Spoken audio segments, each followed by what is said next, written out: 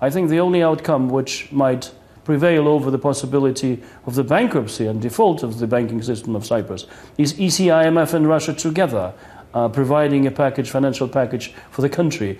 And it seems that yesterday, I mean, it didn't work out, and according to my information, it is EC which is not allowing the Cypriots to borrow more from Russia, being reasonably maybe afraid that it will be too much of a burden for the Cypriot economy. But there are various ways to do that. For example, there are ways to do junior or senior loan, Russia taking probably a longer term bonds rather than the ECIMF money being a shorter one. I think it's a unique opportunity of Russia playing a very European role of saving out, bailing out a European EC Union member together with ECI and IMF.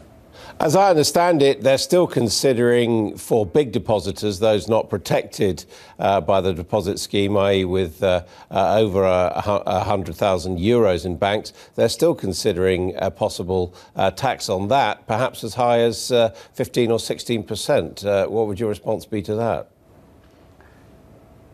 It's going to be very simple. It might look at first glance as being more fair, but what might happen if they raise, say, 5 billion, which is required through this procedure, once the banking system is opened, probably 40 or 50% of all of the money will just flee the country. So, and out of the 90 million, that's anyway is a default. According to what I know, the EC is offering to provide the money which might flee the country, but I don't think it's a workable solution because banking system is a matter of trust. So I don't think this matter of trust is still there because of what has been discussed and what might happen. So I don't think it's a very clever decision, frankly speaking. It will not help to avoid default. And if Cyprus economy, well, banking sector, which equals defaults, I think it's going to trigger a very bad reaction for all of us in Europe and all over the world markets.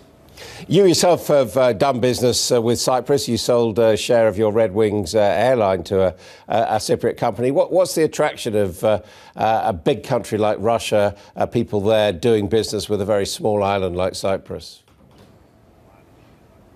Well, for private sector, it was possible protection of the property rights because of the British law, and because of the no taxes on dividends and profit from trading the securities. That was the most attractive point, but I've been doing real sector for 10 years, so I haven't been using Cyprus for tax reasons. Whereas regarding the Russian state banks and corporations, I might, as well as you raise a question, our Prime Minister has just admitted they all have money and accounts in Cyprus, and I'm just wondering why would the Russian state sector be using Cyprus as opposed to the private sector, which might be interested in some tax mitigation.